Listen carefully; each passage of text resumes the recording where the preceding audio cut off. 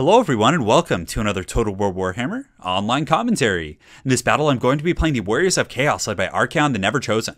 And guys, we're going to be facing off against the Vampire Counts led by Manfred von Karstein. So let's go ahead and take a look at the army compositions and we can go from there. So in my front line I do have a combination of the Chaos Warriors with Halberds mixed in with these Mirror Guard here in the middle. So the Halberds are very good against the Vampire Counts for a multitude of reasons. Number one, they have decent armor piercing values with relatively high defensive stats, 37 melee defense compared to the 34 of the Grey Open variant, and they also do have 100 armor. So if they're fighting skeletons, they can do well. If they're fighting against Graveguard, they can trade relatively evenly. Granted, they will lose to straight up Grey Opens if I'm not mistaken. But on top of that, they do have charged defense against large foes. So Vampire Counts will often bring, Mortis Engines or Cryptors, which are very good against Chaos. And they'll also bring, Vargals from time to time. So having that charged defense and that anti-large bonus of, I think, like 18 or 20, yeah, it's actually 16, is extremely strong. In the middle, I do bring the Mirror Guard, and I like these guys quite a bit as the anchor of your army, and I like to stack them with the Giant. So the Giant, you don't want it getting surrounded, right? So you put your, more durable kind of tanky unit to kind of support these guys. Therefore, I do put the Mirror Guard here. These guys have very high melee defense of 56, but more importantly, they're immune to psychology. The standard Chaos Warriors can rout off against, a terror-causing unit. So if there is like a Mortis Engine kind of creeping around, these guys can get terror routed, and you definitely do not want that Giant to be isolated. So having these guys with their immunity to psychology, their high melee defense is very, very solid. More Halberds on the far side and on the outskirts of my army to deal with any flanks or to support the front line. And then these guys are probably one of the new MVPs in this matchup. ARCHAON'S personal bodyguard, actually for once escorting ARCHAON. They do have an anti-infantry bonus, so putting them in the front line against skeletons, Graveguard, pretty much anything they can throw at you, even Cryptors. All of whom are weak to fire. Well, not all of them, but the Cryptors themselves are weak to fire. But regardless, they're very, very solid in the front line. And also, if you do have ARCHAON, who's extremely squishy, well, when you look at him, you don't think squishy, right? He has 4,000 HP, 120 armor, very good defensive stats with 60 melee defense, but he doesn't have any healing, and, he doesn't have the regeneration of Sigvald, so he is pretty easy to nuke down for the Vampire Counts. So having these guys escorting him around, providing that Guardian ability, if we go ahead and look right here, let's find it, 36% physical ward save is very, very strong. So we have those guys, and on top of that, I decided to bring the Summoners of Rage. So monstrous units are very good against Vampire Counts. Their large units, or anti-large, pretty much consists of, Blood Knights mixed in with, Skeleton Spears. Aside from that, they don't really have, ranged fire to take down Giants or units like this. So these very punishing units, like, the Summoners of Rage, for example, the Regiment of Renown of Dragon Ogres, who have outstanding stats, can really, really shine here. So obviously with these you have to worry about Blood Knights, but what I can do with these Summoners of Rage, if Blood Knights want to come and pressure, I can just screen them with Halberds and use these guys in the front line to just smash. And there's not really going to be a great hard counter for them. So that's pretty much it for my army, guys. Sorry for the long-winded introduction here. I do also have ARCHAON the Never Chosen with the Flaming Sword of Ruin. Of course, fire damage is good against vampires, and 22% weapon strength never hurts. I do have the Crown of Domination, giving forward leadership and immunity to psychology. Also very good with Chaos Warriors. And I decided to try out the Flamestorm, so hopefully you guys get to see that. So for my bunny, he does have a good old Manny. So he has Spirit Leech, which is really going to suck for ARCHAON for sure. Also, he does have the Invocation of Nehek and Raise Dead, definitely the more competitive spells there. For his front line, he decided to go with one of the many variants for the Vampire Counts, but you use a fodder front line, so you use Skeletons, and then you support and get your AP from the Cryptors. So you kind of have a choice. You can either use Graveguard with the Great Opens for your AP, and then not get too many Cryptors, or you can do this type of a build. So I actually like this quite a bit because it allows you to get really expensive units. So he has the Cryptors in the back. He does have two groups of the Graveguard with Great Opens, or one actually, and then some Skeleton Spears. He has a Corpse Cart, which has the Balefire, I think, lodestone. Let's actually go ahead and take a look. Yeah, so it's providing, 8 melee attack and 8 melee defense, and then he has 3 Vargulfs. So these guys are good against Chaos. They're very, very good at gooning your Lords and like other high-value targets, but they are weak to fire. So the Swords of Chaos and my Halberds will have their anti-large. So guys, without further ado, let the games begin.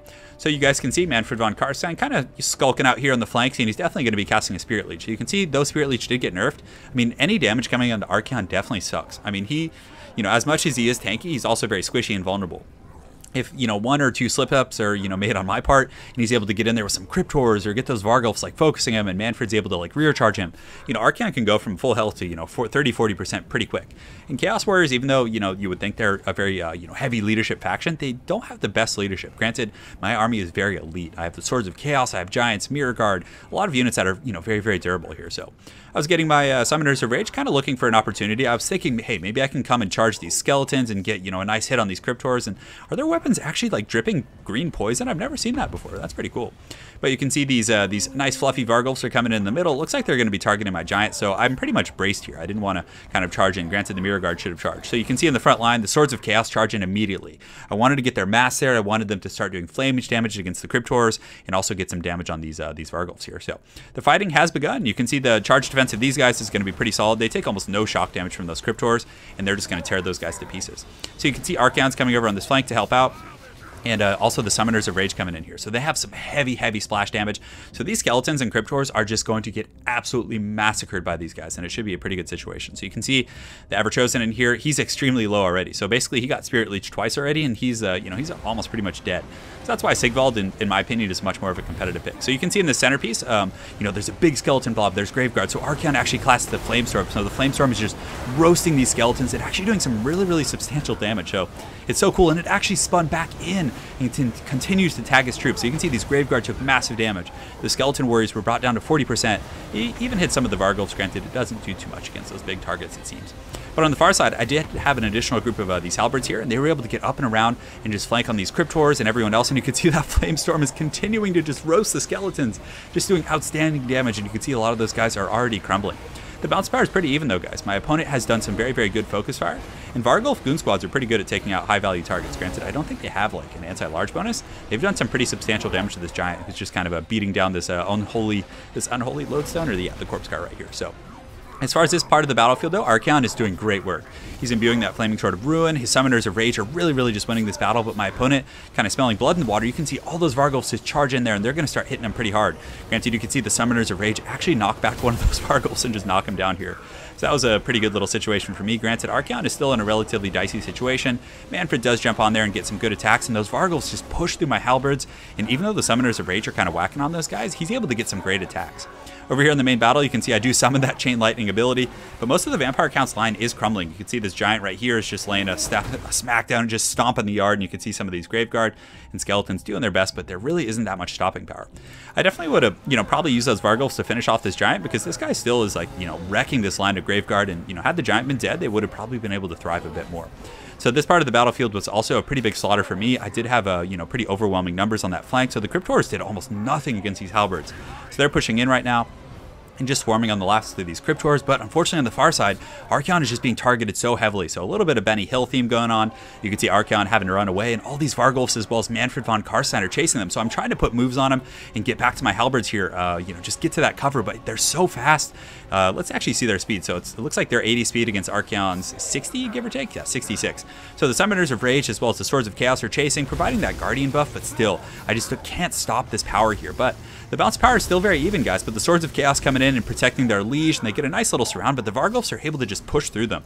Thankfully, the Summoners of Rage are able to knock back a few of those guys and are in perfect health. So honestly, I don't think he has enough stopping power to deal with the Summoners of Rage here, as well as this massive blob, because you guys can see I have a giant, I have a bunch of healthy group of Halberds, all of whom are pretty much direct counters to what he has left. So he's able to kill Archaon. The Lord of the End Times has been slain by these Vargulfs, and as you can see, he's not such a dignified death down here, but hey, he tried his best.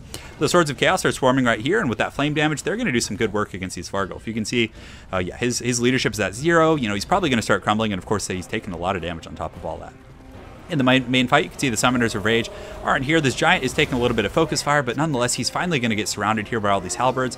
And you can see the HP of this Vargulf is starting to get chipped down with all those bonus versus large against their relatively light armor as well. So the Summoners of Rage are just kind of laying a bit of a smackdown on Manfred, and these guys do have a bonus versus large. Let's actually see what it is. So they have 100 weapon strength, and I think that's pretty much the same as standard Vargulfs, or excuse me, Dragon Ogres.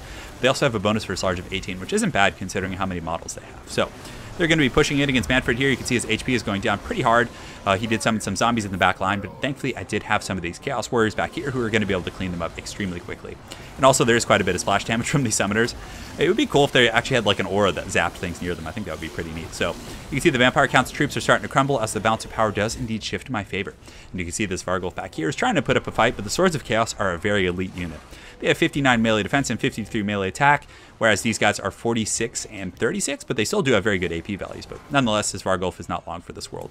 In the main fight over here, you can see these two Vargulfs very low, and Manfred von Karstein is also, he's trying to get out. You can see my opponent is kind of waddling right here, but he's just being stabbed and prison shanked and just beaten on by all these elite units, and that's pretty much going to be all she wrote for the Vampire Counts.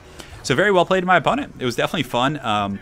You guys see what I'm saying? Like, Archaon does have a bit of a niche in this matchup. His fire damage can be very impactful against Cryptors and against Vargulfs and things like that, but he's also just such a target. The Vampire Counts do have quite a few tools to really like goon things, whether it be Cryptors or Vargulfs. I mean, most Vampire Counts builds, I think you're going to probably see a Mortis engine in this matchup because it's so good at draining that kind of chaos blob. But nonetheless, he had some pretty good tools. But, you know, Archaon might have a niche against vampire counts. If there's any matchup where he can thrive, I think that might be it. Granted, he still did get, you know, taken down pretty good there. But actually, you know, when I look back in retrospect, 114 kills is not bad. I mean, a lot of that was probably, you know, some solid DPS on units from melee, but that Flamestorm really just wrecked his center pocket and really was able to, you know, clear his fodder, which then allowed me to do well with the halberds. But, you know, on that same note, like, what if the Flamestorm had gone north and just, like, moved away? I feel like I had some luck there as well. So, well played to my opponent in Boulder. Look forward to seeing you again on Ladder. And, hey, hopefully you guys enjoyed that Chaos cast. Have an excellent night, and take care.